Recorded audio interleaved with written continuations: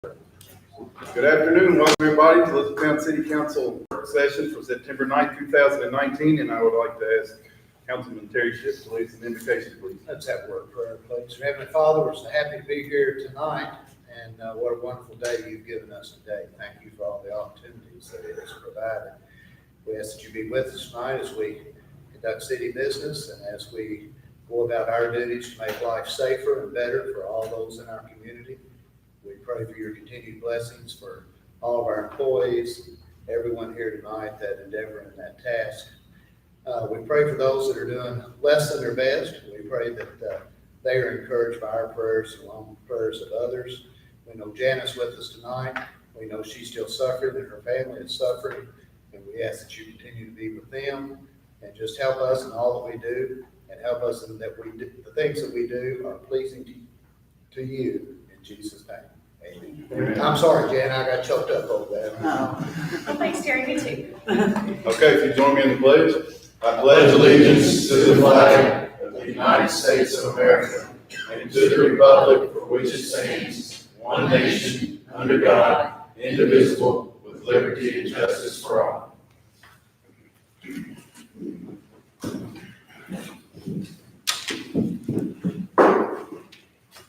With that, Janet Clark, if you would be the first up to present on the turf project for ESB, that'd be great.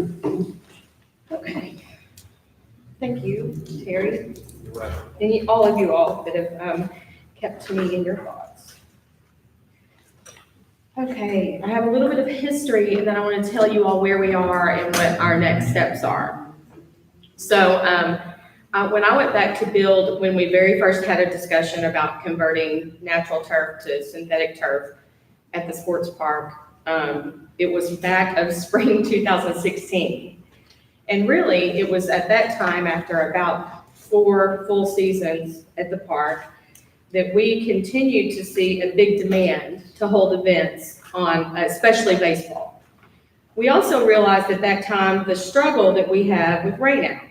And the reason that we struggled more than smaller parks was because when we had events and we had sports organizations that wanted to hold events, getting 12 fields ready to play when you've had a lot of rain on a Friday night or a Saturday morning early is not an easy task. It is difficult for them to say, okay, we could get these 4 fields ready so we can have these age groups, because then your other age groups are upset. So it was more difficult for us being a larger facility when we lost the whole event. So we did talk at that time to our local constituents, hotels, restaurants, potential sports organizations that we wanted to court to have events at the park, and said, what are you hearing? How is it hurting you? If you don't want to have an event with us, what is your hesitation? And we started to hear from people on really how important it was going to be to eventually make this transition. We asked at that time, we asked the tourism, asked the sports park staff to really just hold initial conversations with the company that put in the original synthetic turf we had, which was over on the championship fields, because we really had no idea. We knew initially it was going to cost so much more to make all those fields synthetic, we couldn't afford it within those construction budgets. So we just wanted to get a handle on a very top line estimate. So we did get that from them and realized that it was going to take a couple of $1 million. So we knew that was 3 years ago. So when we went back to bid this project, we wondered exactly where we would come in. So fall 2017 was when we did our economic impact study. And we realized at that point that there was no letting up on the baseball side. We were going to continue to have the same challenges, the same demand for baseball events. In the spring of 2018 is when we conducted the analysis of the operations. And if you all will recall, we partnered in that, even though tourism paid for it. Huddle Up came in and gave us the top 4 recommendations, and one of them was you have too many rainouts because you have too much natural grass and too much turf. It's expensive to take care of, and it's time to bite the bullet. So by the time we decided to hire a management company, we were in the middle of that transition. We made the decision together in the summer and fall of 18 that we would wait until we had a management company on board and let them manage the project. We did go ahead and put money in our budget at tourism to fund the project. So now we've survived that, we've transitioned, we have SFM on the ground, and the very first thing they did once we started was to do their site visit, put their project management team together, and create the bids for the synthetic turf. So it's not like they came in July 1 and said we needed to do this. We, as an organization, the city, sports park staff, knew that this project was in the works. This is why we went ahead and planned for it financially. The bid packet was published per the city's bid processes, a public bid on August 16th, and those bids were opened on August 29th. SFM's construction team did put together a summary of the bids that were opened. There were 5 bids that we received, 5 competitive bids. They made a recommendation to the Tourism's Commission during our September 4th meeting last week, where we recommended contracting with a company by the name of AstroTurf. AstroTurf is headquartered in Decatur, Georgia, but they will make a decision on where to put together the local construction team, and they'll probably come from multiple locations. I will tell you that, that during that discussion, SFM has worked with AstroTurf in the past.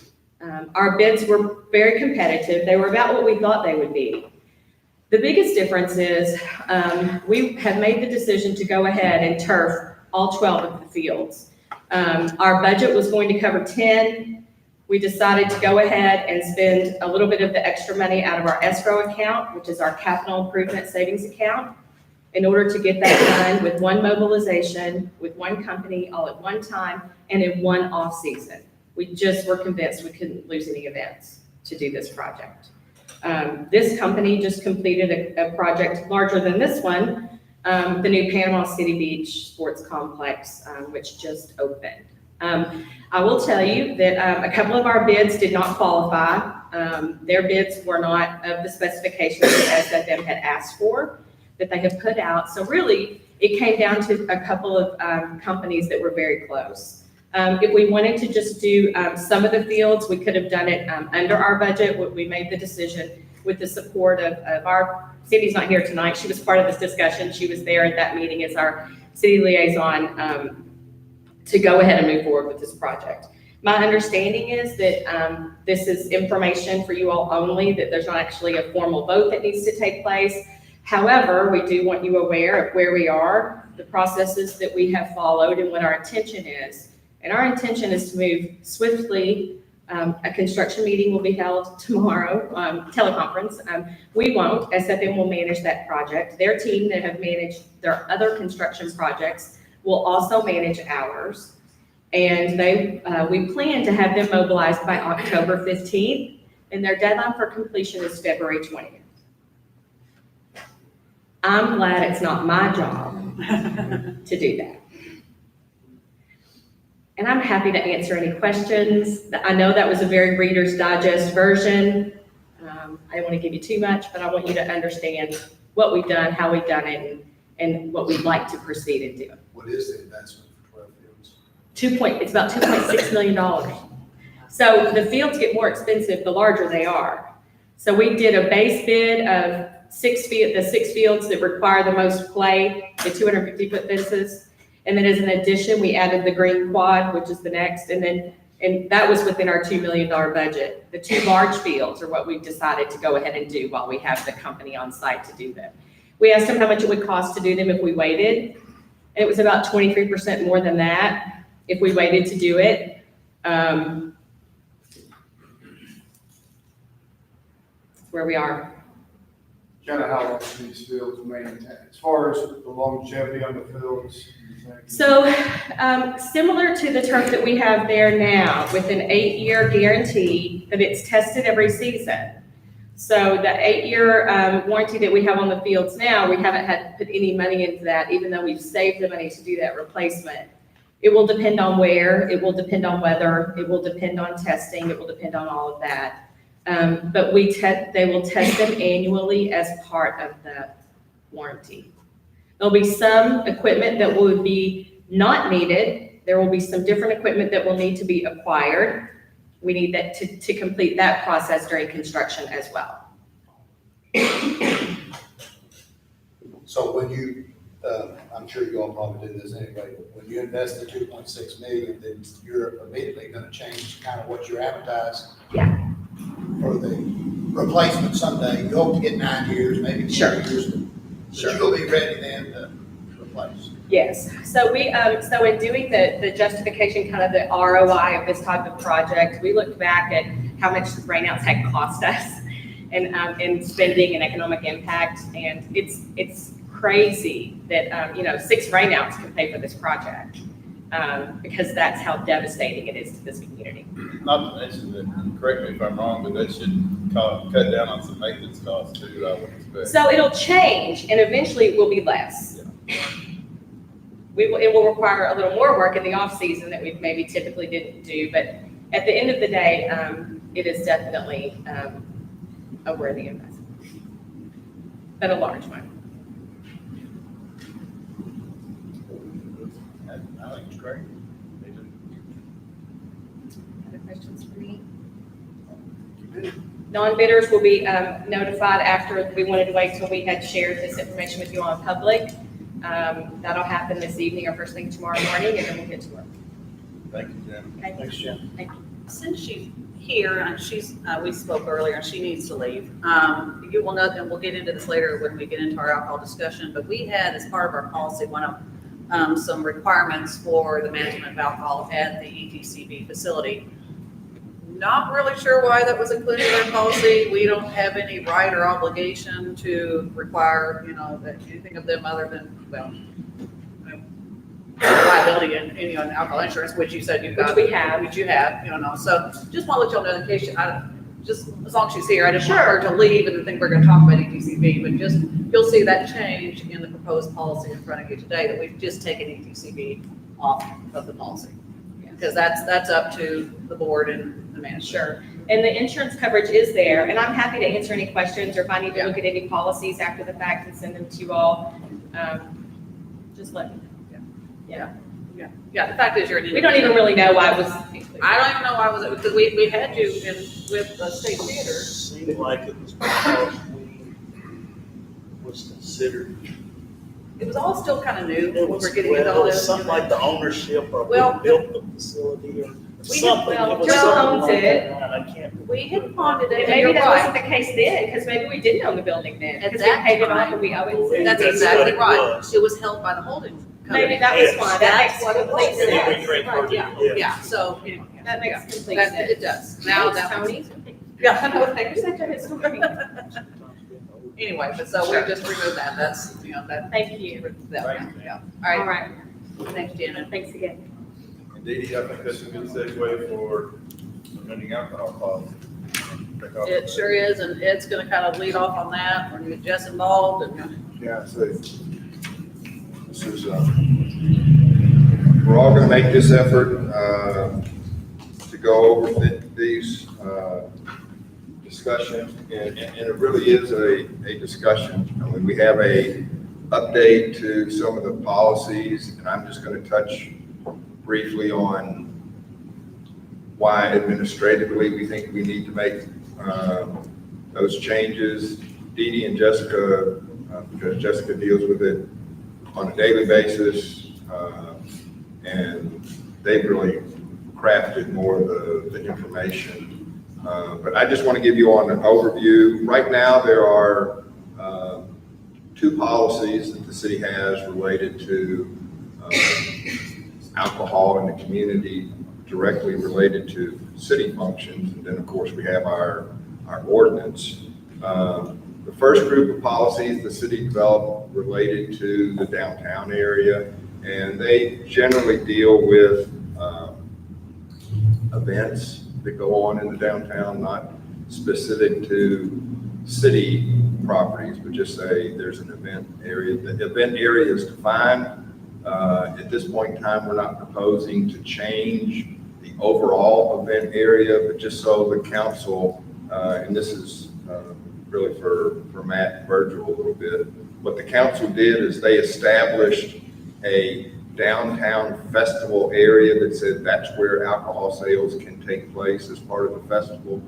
What then administratively happens is whichever group is proposing a festival or event. So as an example, this weekend, the Rocktoberfest that's taking place, the AM Rotary Club applied through our events program. So they filled out an application with Sarah that says, we're gonna have a downtown event. This is the area that we're gonna use on city property. Sarah coordinates all that activity with all the police and fire and public works and parks on where we need to close streets or provide them with trash, barrels, those kind of things. Now, this particular event, the city does very little work other than furnishing some of those things. We don't staff or man that event. Other events we do with the downtown, but that's the process. The council has said, here's the big area, and then when you hold your event, you apply for that permit and tell us what your area is. Because for example, the three main events we have right now, the Blues, Bikes, and Barbecue, the Cruise In, and the Rocktoberfest, those three areas are all different. They're within the overall area, but their sizes are different. Again, they apply and say, this is what we're doing. So that's the first part for you all to understand, that there is, and we're not proposing that we change the size or the designation of that downtown area. The other thing that I think the council needs to understand, because this gets, we get a lot of questions about it. The council's policy says alcohol is permitted in the downtown area. It doesn't say beer is permitted. It doesn't say just beer or wine. It says alcohol. So at some events, again, based on the decision that group makes, whoever's putting on that event, they may only have beer sales, or they may not have wine sales, or they may have beer and wine. So it has varied since these policies were put in place 6-7 years ago. I will tell you there's been some changes in state law that are also impacting the city in those events. In the last couple of years, with the craft beer industry growing and with the state support of the bourbon industry, those types of uses have been given special licenses that allow them to come to community events, and they don't get an additional license from the city. They're not even a part of the special license that they deal with on Jessica. And again, just an example, at the Cruise In event, again, that's a city-sponsored event. So the city, through Sarah and the events program, attained the temporary license for the beer sales at the State Theater lawn, because that's the only place we had beer sales, and that's all we had was beer sales. Well, the Boundary Oak Distillery came in and set up on the property that's owned by county government that they lease to the Hardin County History Museum. They had sales on that property only. And again, they don't have a local license. They don't need a local license. It was all in conformance with state law, but that's a distinction and that's only come about in the last 2 years. So that's a change that takes place. Flywheel Brewery has that kind of license too. So they have set up at some events. They don't have to get a special permit. They don't have to do anything different.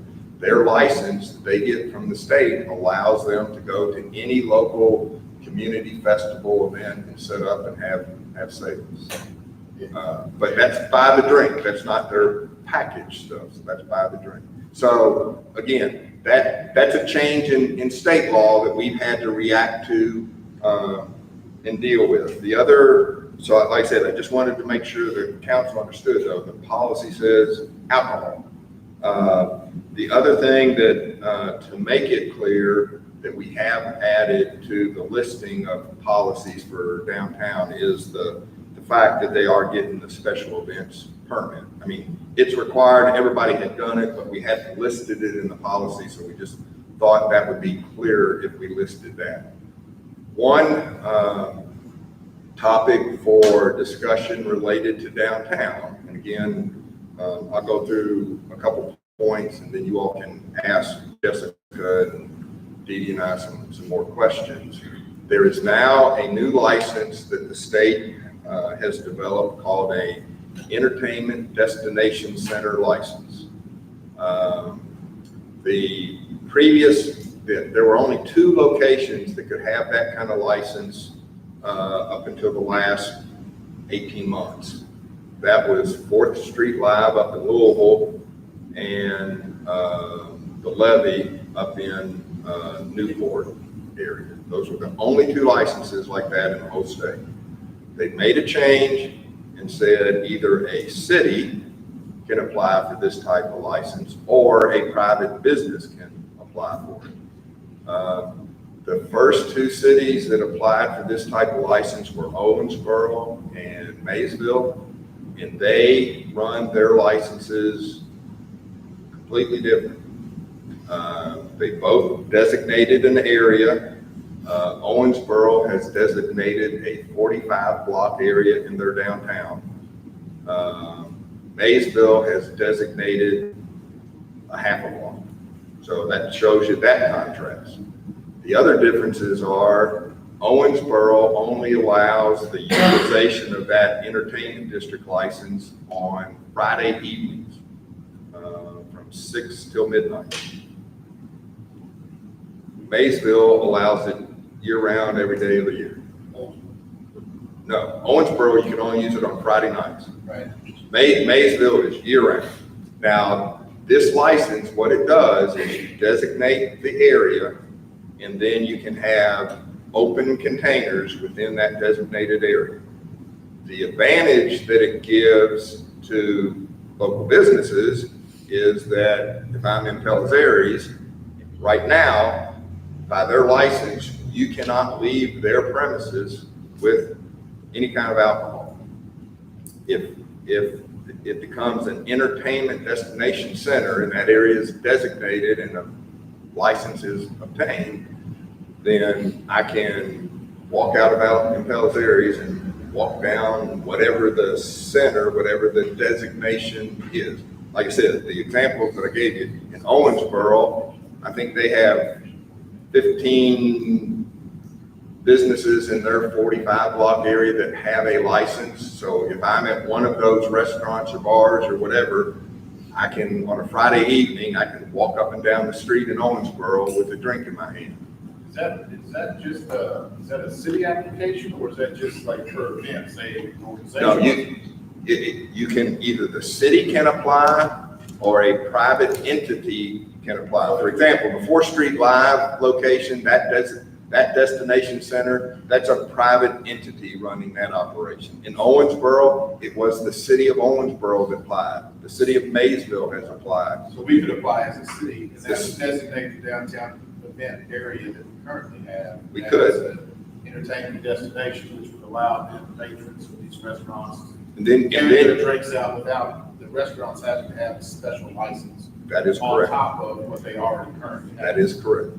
That's the process that the state is kind of pushing, so you don't have to do special events licenses all the Makes time. sense. You get this one, now it's an annual license, but yes, the city could apply for it. So again, not saying that's what we're going to do, just put that out for discussion for you all since we're talking about downtown. The next topic I want to briefly touch on before we have discussion is the policies for alcohol sales at city parks and facilities. We proposed some updates to those policies for 2 reasons. One, the one that we just talked about, tourism was listed under the policy and the city no longer owns that piece of property.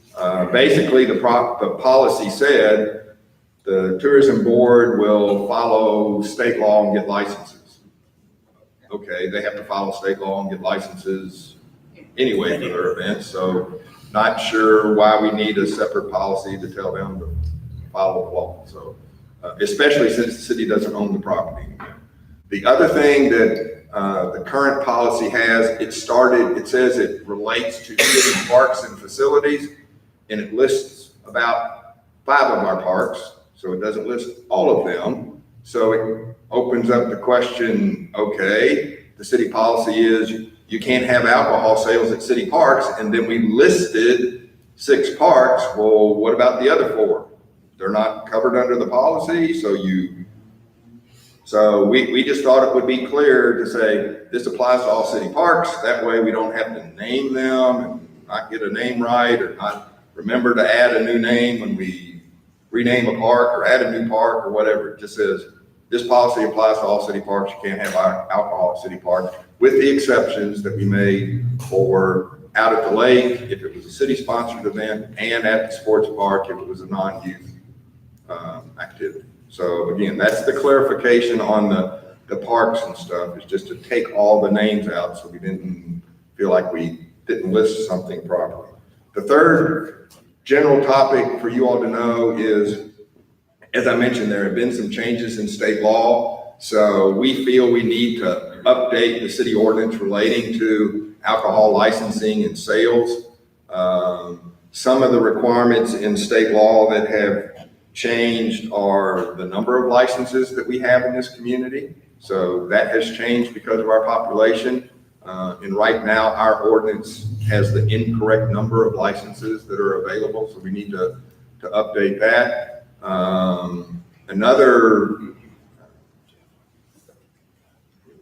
They didn't ask us, but I will tell you, I think it's administratively our decision. It's a little concerning that to get a license now, the state no longer does background check on you. So Say that again. there's no requirement for a background check for anybody who applies for an alcohol license now in the state of Kentucky. So that's state law. That's not anything we have any control over, but we need to update our local ordinance to reflect those changes that they've made at the state level. Also, from a local standpoint, we list some incorrect terminology, and so there's some local things we need to update. So we're working on those updates. Don't have that draft prepared for you all yet because there are some topics, and again, just to bring it before you all for discussion. We know there's been some contact to some of the council about extending Sunday sales hours. That's something that you all need to talk about because it is set by our ordinance. So whatever final drafts we bring to you all, we need to know how the council feels about that. Right now, our ordinance says you get a Sunday license, but there is not a fee for that. The state charges $520 in addition to whatever other fee you pay for a license to have Sunday sales. So that's a question. Do you all want to have a fee associated with Sunday licensing? And again, I think there's been some contact to the council about extending in general the sales time from 6 a.m. to midnight, to extending that past midnight. I will tell you all that administratively, we have talked with the direction from the mayor and talking with the police department some. It would be our recommendation at this point that we not extend the evening sales hours past midnight. And that's the administrative position on that as you begin that discussion. I think as a general outline, I've covered things. Jessica, when you all have more specific questions, she's probably going to be the best one to answer if you have things about licensing and process and those kind of things. So I'm going to ask her to come up here. And like I said, her and Dee Dee have actually been working on some of the drafts of the ordinance and those kind of things, so they can answer that more. But that's a general basis for the discussion. And if you all have questions, I think Jessica provided the policy updates to you all. So if you have questions that way, or you want to give us some direction as we craft the ordinance a little bit more. Our hope would be that in 2 weeks, at your next work session, we would have a draft of the ordinance to present to you all then, and then hopefully sometime October, we can get adoption a bit, or November, since we're only gonna have one meeting in October. Yeah, and Wes. Okay, Jessica, come on up. Yeah, and Wes. Y'all got questions, fire away. From Apellizaries, it really is representational of businesses that might like to expand Sunday hours. So we had a discussion previously, and I invited them to come in case you all had questions of them, And I don't know if y'all have a position about going past midnight or not. We'd only talked about the Sunday morning. Yeah, I didn't really, I mean, that's really not a big deal to me. I'm not that concerned about that. I mean, everything peters out at midnight. The only thing I saw was maybe going to say 1 a.m. It's just not such a hard line at midnight where we have to run people off. We can kind of wind it down before 1 o'clock. I see no reason for us to even be open past midnight as far as the business amount goes. The Sunday thing, with a couple of new projects that we're working on, I'd like to introduce brunch downtown. We're going to be in the Newberry building, and we're going to have a setup over there where we'll have it'll be a certain style restaurant with a certain menu, but the equipment that we'll have in that restaurant will allow us to serve a brunch menu on a Sunday. We do a mimosa and Bloody Mary bar now that Rob has set up at Apellizaries. That's not really something that's real conducive to pizza, orange juice and pizza. Depending on how well They the still lunch was. They still coming in. And of course, that we start serving at 1 o'clock. With the new venture in the Newberry building, we're gonna be open hopefully at 11. And again, like I say, on Sunday, I'd like to do a brunch menu. I know I speak to a lot of folks that go to Louisville and back for brunch, which I think is a long way to go to eat. Yeah. So would you recommend 10 o'clock on Sunday, 11 o'clock on Sunday? I would think that 11 would probably work. I know Carl Swope keeps saying 10, I know, that's why I asked you. but I've told him I don't think I can get the kitchen crew to show up early enough on Sunday to handle 10. But I think 11 would give us an opportunity to serve breakfast and serve a brunch. Folks will be able to have a mimosa or, Bloody Mary, something like that. I think business-wise, it's going to be a home run, but, that decision is going to be based on what happens with the Sunday hours, whether we do that or not. If we stay at 1 o'clock, I probably wouldn't do it. I just think by 1 o'clock it's kind of over. We open at noon at Apellizaries, and the bar again starts at 1, and the mimosas and Bloody Marys are at 1 o'clock. And just so you know, when Jess and I were at the Alcohol Summit a few months ago, I mean, every other town of our size, or everyone really just did the same hours, as every other day. Yeah.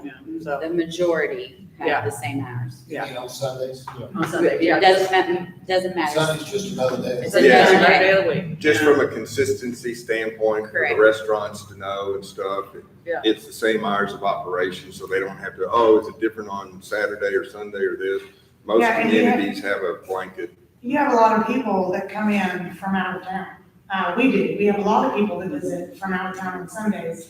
And they walk in at 12. They're waiting outside at 12 when we open up. And, and a lot of them, we have to turn them down on alcohol because where they're from, they automatically get it as soon as the door opens up. They've never had a limit on it.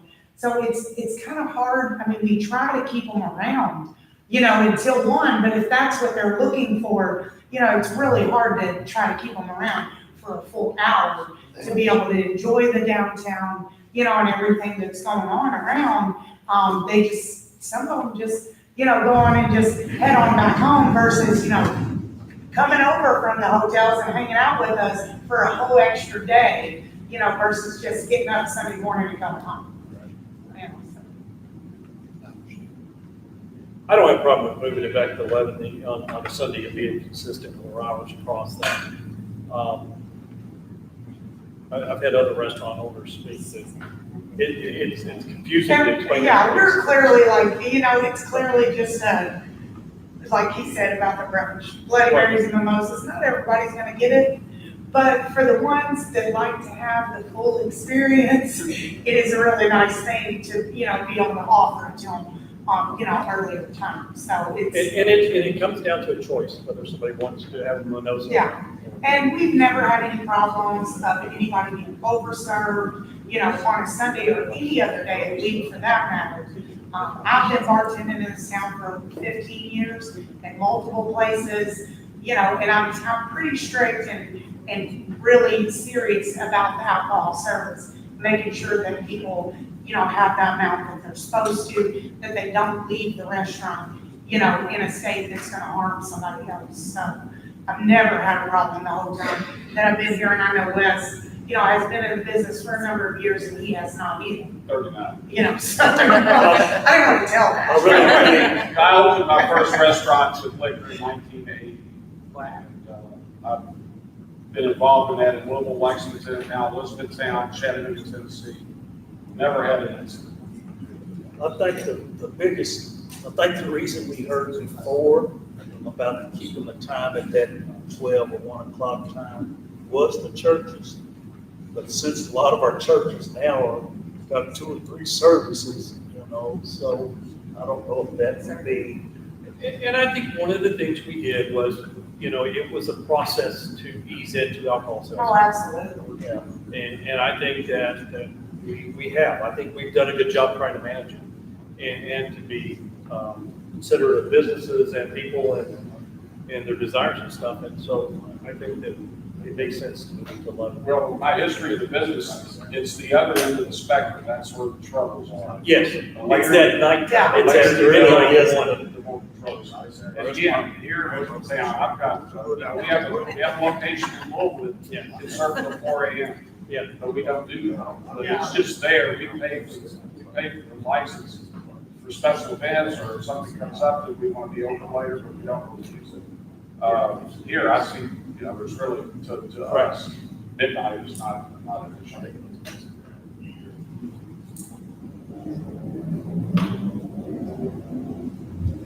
I'm just kind of brainstorming and thinking personally, what our habits are and stuff like that. I know we're on vacation and stuff like that. One of our favorite restaurants in Florida, we sit out on the water. It might be 9:30, 10 o'clock in the morning. My wife's got to have one of those mimosas, man, because they're just so good. We don't camp out and have mimosas, order a 12-pack or anything. We have a mimosa, we have a nice breakfast, and we go about our day. And I'm just trying to think if I were to say, oh yeah, we'd like to have a mimosa, and they say, well, you have to come back at noon. That's not really mimosa time. Mimosa time is We offer it every day of the week, but, there is a definite push for Sunday mornings. Same thing, Bloody Mary. Bloody Mary, Yeah. morning time, it's brunch time, it's not.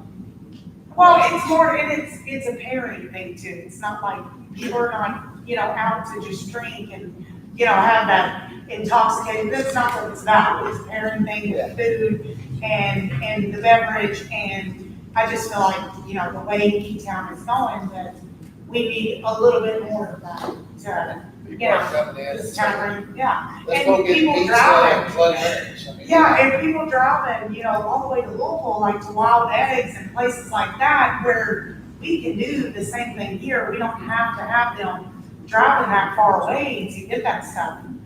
Because all of our local products and everything that I use in my Bloody Mary bar, the majority of it is all local. It's all made in Kentucky. And I'm really serious about doing anything local and keeping it in the town the best we can. And I just think that would be tremendous help to do. I know a lot of people on Sundays that go to Fort Knox, Yeah, the Leaders Club. yeah, they have a nice little Bloody Mary bar there. over You there. fix breakfast like wild eggs. and I'll be Maybe there not with as that. good as my Bloody Mary bar, but Benny's gone wild. Just to him. Let me ask you a question as a business owner about the midnight. In the past, we've had some restaurant owners come to us. They were kind of in favor of midnight, because the business got obviously slower around midnight. They didn't want to have to stay open till 1 o'clock because they didn't want to have to, the man hours was too much, and it became an overhead issue. They felt like that they would have to stay open till 1 o'clock because some of the other restaurants stayed open, and then, in other words, their payroll was too high for that extra hour. Well, over here, just like in the new ventures, we're gonna be, or at least one of the two new ventures, we're food centered. We're all about the food. I mean, when we reopened in those areas in 2007, we had to decide, do we want to, are we a restaurant or a bar? Are we a bar that serves food? And we're a restaurant that has a bar I got you. as an add-on. That's not really our focus, our business.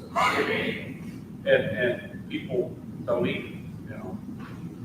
Would you say that most of your business that would be attending for that extra hour would be coming on weekends because it's sports park and other tourism attractions? Yeah, I mean, You don't see that necessarily on Monday, Tuesday. No. Your crowd probably fits out. It's Friday and Saturday night. Yeah, definitely. Friday, But, Saturday. but also a lot of them that come in, you know, it can be a large group, but that whole group is not there to drink. You know, the majority of them come in, they're coming in for our late night slices or something like that. They may just have one or two in the group that wants to drink a little, you know, or something like that, So you would say that probably is Friday, Saturday. but it's like he said too, I mean, they have the option in local, they have a license that they can stay open till 4 on Main Street and Bardstown Road. But as a choice for them, you know, they go ahead and close out early, and there are, you know, a dozen other restaurants right down the road that will stay open that late if they want. What you know. time is, you close at midnight? What time is last call? We do ours 20 minutes before, 20 minutes. absolutely, yeah, just to make sure that, you know, we're at that It's cutoff. like 12:30. So would you say, is it fair to make the assumption that, for the most part, it's really, that extra hour at night is really gonna be maybe a benefit to a bar type versus a restaurant? Based on, you know, again, I would if think food so. is the main priority for. Right. Other than that, I would say maybe like a lot of the restaurants over by the hotels, Yeah. they may benefit a lot more than maybe say us downtown because of being there. And as people are out, you know, say they're at the sports park and they're visiting, and then they get back to the hotel late because of games and stuff, they're within walking distance of a lot of restaurants there. So even staying up a little bit later, I feel like they would probably benefit more, or, you know, than us, down in the square.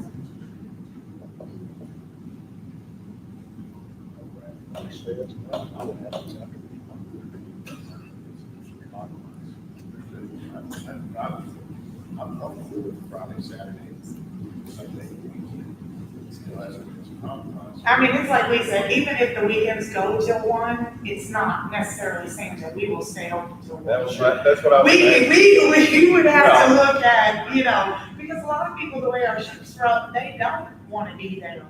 You know, and if the business is not there, we're definitely not going to stay open if the business is not there. I was just thinking on I-65. You know, but yeah, I mean, Our Louisville locations that have a 4 a.m. license close at 11.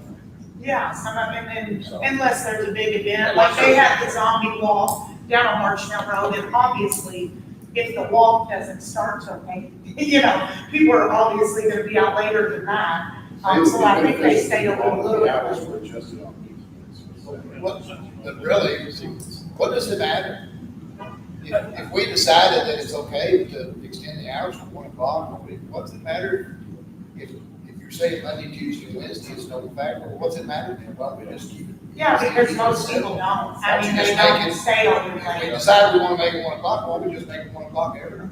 I mean, yeah, I don't think, like I said, I don't think it's gonna change If we all don't- hours if you make it 1 o'clock, it's, you know. If we don't have a business, we're not going to start. Yeah, we're not. Nobody else is either. I'm ready to Nobody go else home. is either. I think ABC Commissioner, who is Jessica, would like to have some consistency versus Makes it a easier. very. I definitely want consistency with the hours. I understand Sunday sales being different. Right, but ending is important. for them. I think it's very important, and I think our police would appreciate that too.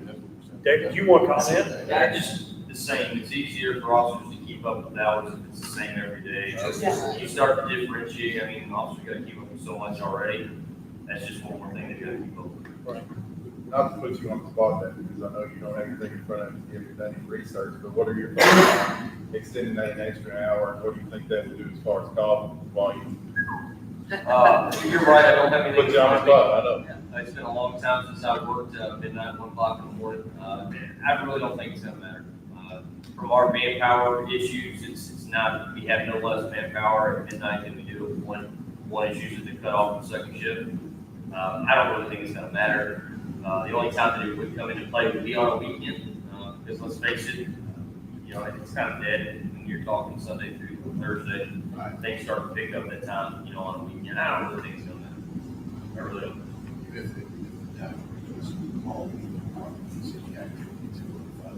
We roll the streets up at night. Yeah, and the morning is not an issue for us. I just, Regardless. Yeah. 10 o'clock, 11 o'clock.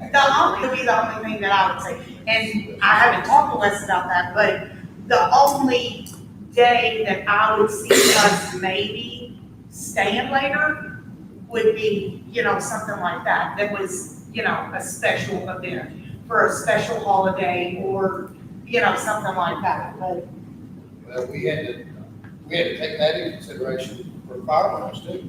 yeah, I Because on mean, New Year's Eve, they, you know, you can't get fireworks at midnight, that's when you shoot fireworks. yeah, because I mean, that's where the celebration, you know, that's the whole celebration is around that one time, so that would be the only thing that I would say, because we have absolutely, you know, just opted out and not done anything for New Year's because of that, so. Thank you, Bob. I appreciate y'all coming down. Thank you. Mayor, I think you had, you wanted to ask about number 2.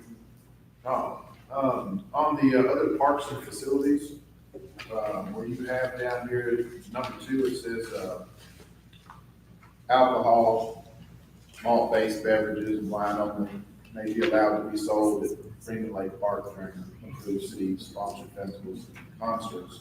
So you didn't want to split hairs between the parks, between 4 parks, 6 parks. I don't want to. This is what the previous that was one had just- that was said, one of and we the- didn't change that. Right, so that's why we only, my point is, I guess my question rather is, if they have to be approved by the city to be done at a city-sponsored or approved events, what's the point in just putting Freeman Lake? I mean, because of the reason I'm thinking I that think the is- previous discussion with the council was that was the only location we were gonna hold that kind of event, so that's the only location we We were not were gonna do that at the nature, we were not gonna do that at American Legion Park. They didn't want alcohol being served in the other parts of Freeman Lake, and that's like what Terry said, the line, but I think it's where that originated. The reason I ask is. Well, the concert. Yeah, the concert. It was the concert. The concert series at the time, well, if Freeman Lake was just scratching all parks, we'll put there instead of Freeman Lake. Make still the same control. The city council would have to approve anything of that nature. And the reason I'm saying that is if you have, say, Veterans Association wants to have an event at the American Legion Park or at the Nature Park. If it's approved or disapproved, it has to come through the council first. I don't see any difference in having a concert series at one park and we having control over it, than them having something at another park and us having control over it. I think the difference is that we did not want to even go through that process of telling them no, at the time. Because the other And that parks, was at the time. Yes. because like American Legion Park, there's so many kids around. Yeah, we didn't want to do Right. American Legion. I didn't understand I think that when I'm going back and I'm trying to think of the previous council, I believe there was concern about, from some, about having it at any city parks. And the way that everybody got comfortable with it was, okay, we'll do Freeman Lake because we have the space. It's an adult event, it's a city-sponsored event, and we just, I think at the time, That's we just kind of pretty catch up. I understand the reasoning behind the original setup, the way it was, I'm just wondering here, why not the language just, it's still the same situation. We're still, the city is still in The control. perception was that though, because that's where I got a lot of push at the time from folks in the community that, So if the city They has didn't a like larger it event being than at the any other parks, park, but they that's the couldn't only, handle that free limits us. play. That was the only thing. The previous council didn't want alcohol sales done by anybody else at all, period, except for city. The city. I agree, I mean, I'm at that time, I understand the reason, but I'm just wondering. Right. We're making exceptions for the sports park, and then we're making exceptions Oh, for I got Lake pushed Park, back on the sports park. and then we're making exceptions for Freeman Lake Park. We're not making Have you other ever exceptions. requested that from the other? No, I'm just saying, I'm not saying that I've had to request either way, one way or the other. But what I'm saying is, I think we made exceptions because we got requests. And then when we talked about it, that's why I was just curious if anybody said something about having an event at American Legion or any of the other ones. I'm just looking forward. What's the difference in us approving those events and us approving this event at Freeman Lake? Sports park or anywhere else, we're still approving those events. I'm just looking like, let's say, for example, we have events on Memorial Day at other parks. We have events at other events throughout the year at other parks. If they have to be approved by us, I see no difference to the designation. We're still in control of who serves it and where they serve it. That's kind of what I'm getting at. Could I ask a question about the entertainment district? Do you feel like for the city of E-Town, if we applied for that, would that hurt our cruising or the Blues and Barbecue? The cost of it, the cost of the license for the city currently is $2,566. I mean, that's at a reduced rate, they told us back at the summit. Right. And then we would also have to draft an ordinance stating exactly our designated areas and everything that we would allow and what we would do in this area. The question is that it's a fundraiser Would for the it- Heritage Council Mhm. for Blues and Barbecue. For city, it's, I guess, cruising and state theater. Does that affect our sales? Temporary license is $50 for the city and. I'm talking about, we don't make any money off the license, I'm talking about the actual beer sales, I guess is my question. Would that decrease our beer sales? Do you think if they could go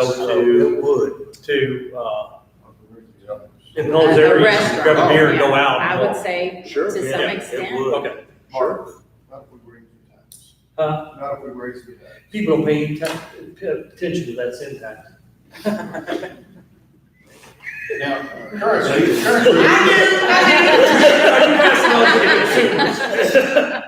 You didn't raise, all that restaurant tax, you didn't raise your prices, you pass it on.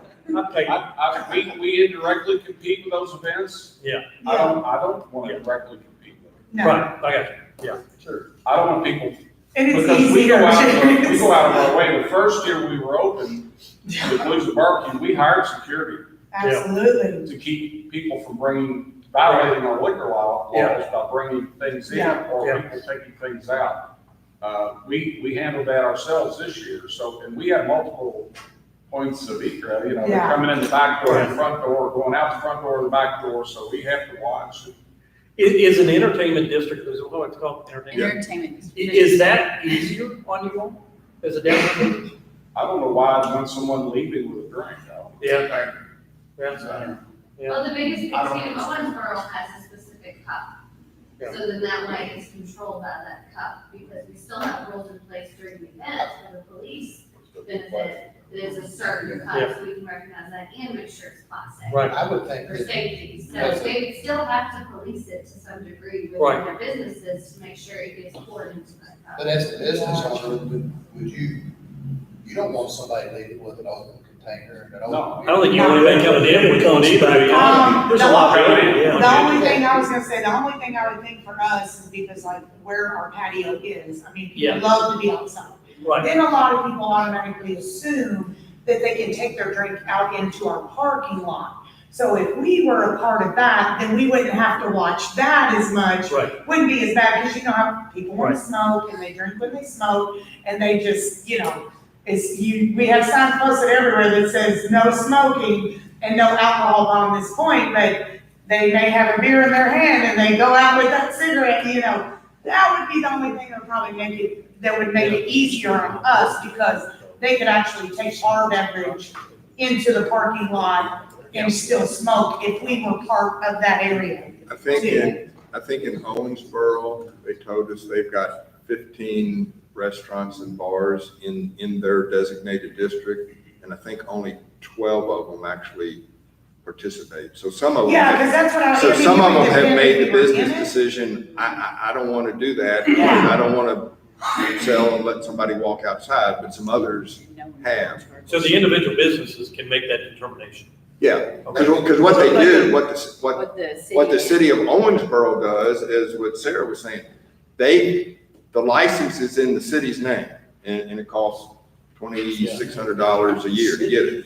So the city then says, okay, businesses, you're in this destination center. If you want to participate, here's the ordinance, here's the hours. You can only do it on Friday from 5 to midnight, and you're purchasing a cup from us, and and they charge the business then a fee.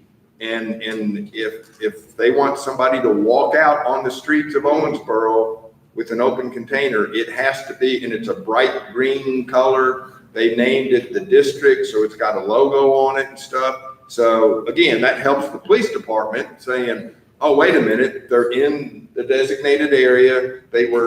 Somebody checked them for appropriate ID and those kind of things, and they're out there. They're not just walking with an open container. But the businesses pay the city a fee to be able to do that, and that's how the city recovers its. So Jessica's gonna be ordering cups. Yes. But I'm thinking on the liability side, that would take the pressure off, because the license, in this case, it's on the city. Yes, the city's But license. they still have to have their license. They still I have know, but I'm saying, If we if a opt out, situation happened, Yeah, then it would. Right, but it'd be their choice. I would whether opt out, of Owensboro just based on the cost. I've got no benefit in this. No, the cost will be borne by the city. But no, you would have, you would have to pay the fee. no, the city charges the business. You're right. In Yeah, Owensboro. okay. They I charge thought you It's you. not very were- business. Okay, all right. And then we'd have to back up. Does this affect the alcohol or intoxication in public place statute? Well, that's what I'm saying. Because I can't go into a bar, even if it's a patio, and arrest somebody for being intoxicated in a public place, because that is considered a bar. Yeah. So if we designate this as an event area, would that entire area then be considered a bar and prevent? I think That's why I'm saying this license would be under the city. it's a good question, but I think once they're, certainly off of, of a privately owned enterprise. Area. But we're we're out in the public area, and even though that's got the umbrella license, I think we can certainly take care of any disturbing behavior. This has had to have been tested before. I mean, Obviously, there's other charges that we can charge. I'm Yeah. just curious about the AI It's a good charge. question. It's a good question. Yeah. And once you have that little special green cup, you can use it over and over and over. Absolutely. Yeah. I mean, that's what I'm saying, we're saying it's legal for you to drink it out here. So it's legal for you to be intoxicated out here, so that So that's why I'm saying the liability, where would our that? residents. I'm not sure I can pay for that. we weren't advocating, Oh, I know. we were just making you aware there's a change in state law, and other cities are starting to I do it. understand. I'm thinking as a business owner, I think somebody leave my premises with an open container, because you don't know if they're gonna get in the car with that open container, you don't know what's gonna happen after that. I think I understand, they're also a patio and parking lot area, I do understand that. If you've got a customer that went out with a beer and a cigarette, you don't really wanna run them off because they're having. Yeah, that's what I said, that would be our benefit, would be that, and then not having to police the festivals as much, because but we would still have to police, because we would still have to pour that alcohol into a cup, so the only benefit for us, I would see, would be people could take our beer out and have a cigarette and, come back in, so it's kind of, if on the events that we, downtown events now, I'm thinking more along the lines of, say, the comings and goings inside the garden at the Brown Beauty House. Currently, you can't carry a beer in from the festival, and you can't carry a drink out from the garden. They serve, say, bourbon, slushies, or whatever they serve as their fundraiser. And then you have something similar that just happened in the parking lot behind the History Museum with bourbon drinks. And we don't have the personnel to monitor, to police, to whatever, however you want to phrase it, the people walking out of the History Museum parking lot and carrying that bourbon drink among the events, the streets, looking at motorcycles, cars, whatever. I guess my question is, if you do an entertainment district, then that allows those people to go in and out of that parking lot, as well as it allows people that are already in the event to go, say, into the garden area, the Brown Beauty House, and buy there, and then walk out of there into the festival that they're already in the middle of. That is correct. If that business opts in, that business does not have to opt in with that license. So how does that set up? How would that look if it was set up that would allow those people then that want to have their fundraiser behind the History Museum or their fundraiser at the Brown Beauty House during events to be able to? Because what you got police standing at the gates of the Brown Beauty House, and you got a couple that says it's got a husband that goes in there or a wife goes in there to get a bourbon drink, and the other person's got a beer. One person can go in, but the other person can't. The other person has to stay in there and drink their drink, and they can't come out until they drink their drink. Then the other person's standing there wondering what the heck is going on. They're smack dab in the middle of a downtown event, and it's all outside on both occasions. I mean, that had been the city's position in the past, Matt, that we wanted distilled spirits separated from beer. So we've had people mark things off, put gates up, put signage up. I'm just saying that if you did something like this entertainment district deal with a destination. Well, For our different- policy, it's just alcohol. Yeah, very different issues. The entertainment district deals with, businesses that already have licenses and like, I go into Pell's areas, I get my beer, I can walk out. Whereas right now, and I think, if I went into Pell's areas and got my beer, I cannot walk out. So let's say that we don't do the entertainment district, let's just hypothetically. And what would we have to do then that would allow someone to go into the garden or to leave the parking lot of the city? If our administration allows the alcohol to walk around. And our Past present administration policy did not does. want that. We went back and looked at the language, and our present policy as it is, just says alcohol can, walk around and be contained in the festival, within the festival perimeter. So So- they don't have to, in other words, they can go in there, get a drink at the Brown Yes. Yard Garden, walk out and enjoy the rest of the Yes, it was. The way your policy is written, it says alcohol, and it's in all the authority that you all have given to the mayor, to Jessica, That's not the way it's and me, been. and the chief I'm of just saying. police to say you can designate the areas for the festival area, and that previously had been interpreted to say, okay, then I'm gonna designate this as the distilled spirits area only. But in essence, it just says alcohol. So in That's essence, correct. they've been enforcing the rule. It really is. It's really not. Well, and it Not is, on the books or in the rule books. So Does the fee on the entertainment district depend on how large the area is? no. Is it just a fee and you apply for what area you want, no matter what it is? Correct, and the state would have to come down and make sure that our premise Yeah. is what they would have to agree to it. But the fee is set no matter if you do one block or. Doesn't matter. 67. Doesn't matter. That's right. Maysville did one block, and Yeah, they paid the same that's what I fee was that wondering, Owensboro 'cause you did, they did 45 blocks. But they've just reduced, it was a lot more expensive, I can't remember. Yeah, how they much just it was, but reduced it down reduced to- because these. It used to be over $7,000, Yeah, I know when- and at the ABC Summit, they've now told us it's $2,566. That's for a city. I just- Fourth Street Live and everything. I that's think all. if it's a private. Yeah, that was the first one, you know, so. Yeah, that's if the city applies. If a private business does it, it's still over $7,000. Gotcha. Oh. It appears that the state's trying to encourage. Yeah, I'm just curious about the enthusiasm. You're on the board, you deal with it, so, I mean. This year, Johnny, we're in the round, you have a card. Huh? It's a good thing, we're behind. Yeah. So if you come here and wife, I got a beer and Come my on, wife can't made leave. a drink, we go in. We came from Hacklenburg, so that worked out this year, that's in the city, but the year before, we could not do it. Right, This year, it worked out so you could actually carry in, but you couldn't carry out. It killed the restaurant. fine. But You said it killed the restaurant, didn't you? And drink fast. Yeah, that's right. So basically, we have been enforcing a policy that's not in place. And you can imagine this has been a little frustrating for Sarah because she's been on the front lines of this, you know. And there was a request, was it last year on Oktoberfest where, you know, it said, could they come and allow wine along in the festival space? It was It was- special permission from council, so that's been the only event that's allowed consumption of something other than beer outside. But the policy did not change. The policy did not change. But the policy. I'm just curious. So, you know, and in talking with the business that you mentioned that was behind the library, I mean, it was very difficult for him to keep people in that space. And, you know, and I think he tried, you know, but I think it's a little, you know, it's a little impractical, at this point in time. We have the parameters, you know, located and guarded, you know, so, you know.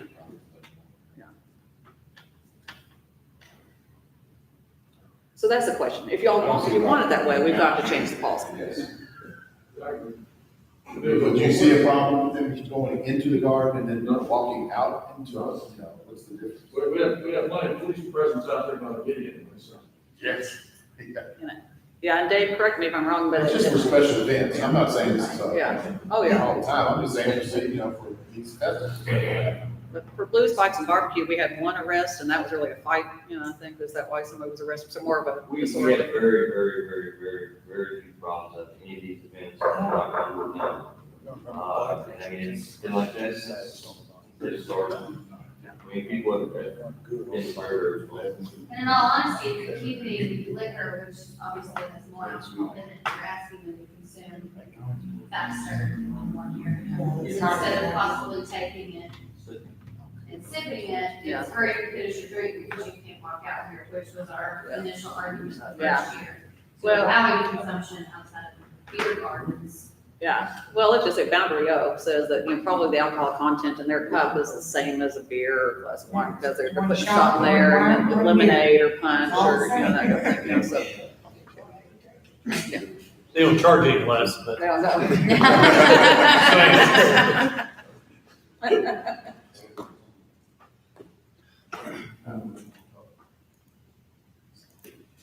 I think 10 to 1, everything. Well, keep in mind that every day it starts at 6, right? Nothing would happen. What's the, Currently, our hours are 6 to midnight, and on 6 Sunday it's 1 o'clock to midnight. yeah, it is, it's still restaurants. Well, They don't- say it again. Say it. Alcohol sales are permitted from 6 a.m. to midnight, except Sunday, where they start at 1. Yes. No, I'm talking about the drink. Yeah, by the drink. It's still available at 6 a.m. but nobody opens. Right. That But at 6 a.m., if alcohol you stop at your gas station and want to buy a six-pack to take to the lake, you We're can. talking about you can't have a mimosa until certain. On Sundays, it's 1 o'clock. That's right. But if they But don't. at 6 a.m., Monday. Correct, if they're open. 6 a.m. That's the way the laws are. They're strange. That's the way we put it. Yeah, there's one of the few things that we can Common control. sense, that's kind We of, did control the hours. common sense and good business practices, you know. It's like I said, I've been bartending and managing, and I've never had a problem in town, no time. In multiple places I've worked at Bourbon Barrel Tavern. I was the lead bartender at Ruby Tuesdays over, on the interstate for almost 8 years, before, coming down here in downtown area and even being there with, all of those I've never had an issue of any over service, anything like that. Always kept up to date on all of my STARS programs, everything I have to do. All of my employees are completely up to date. Any new employee that comes in, I've got, a certain number of days to have them done. They're done by that day, or they do not serve alcohol. They don't touch alcohol, they don't go on the floor, until they have that proper, STAR certificate that they have to have, so.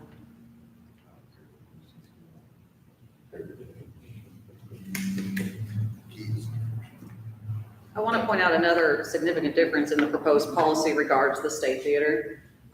Before, the policy that you had in front of you talks about the fact that the board will make the decision, that everybody that springs has to be properly trained, proper age, all those things.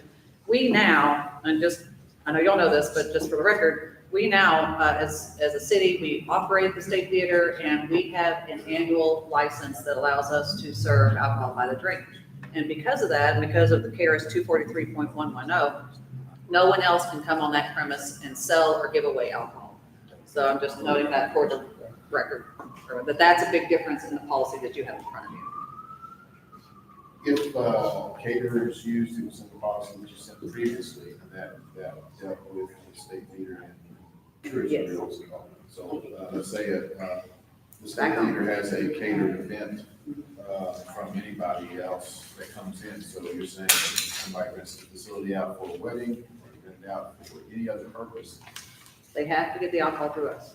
they have to buy the alcohol through the State Theater's distributor. And they cannot, like, father of the bride cannot bring in champagne for the toast. Yes, but as far as, the servers are concerned, as long as they're ABC certified, say at a wedding event, or any other event, that not be We in provide, line with the law. we provide them.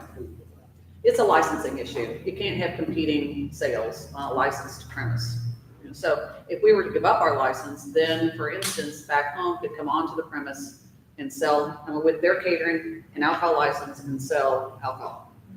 But because we made the business decision to keep that license, and, and it's been Sarah had to leave, unfortunately, but I think it's been a good business decision to keep it. Is that a fair statement? Then we cannot allow other entities, groups, anyone else to come on and serve or sell alcohol.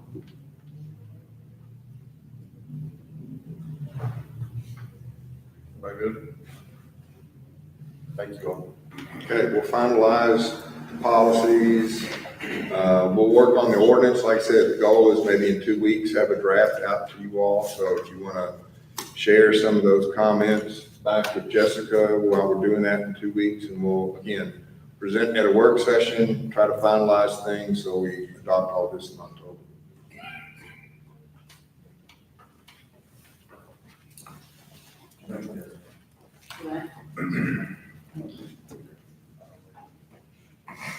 Okay, so that brings us to council remarks. Anybody have anything, phrases? No, I like talking to you. Should get together more often. We do it once a week.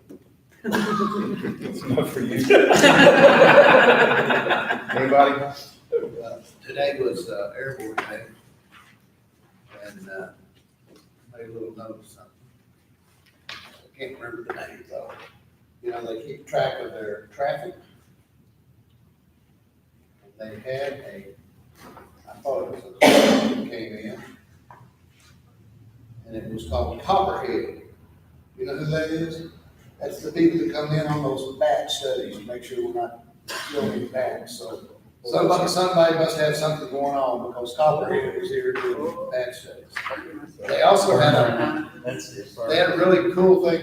They had a bunch of Black Hawk helicopters that came in overnight, did refilling. They had the entire taxiway completely packed with Black Hawk helicopters all through the night. And then they had them even back towards the runway. I mean, they said the pattern was full with helicopters.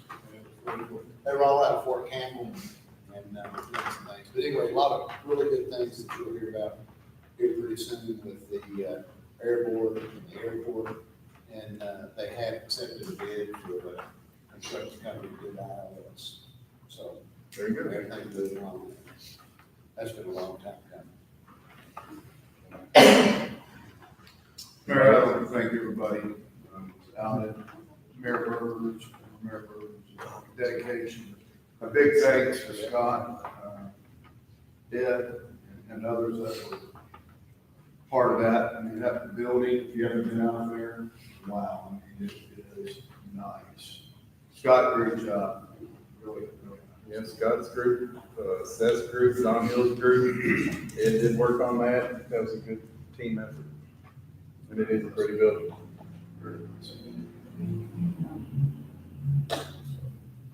Okay, thank you all.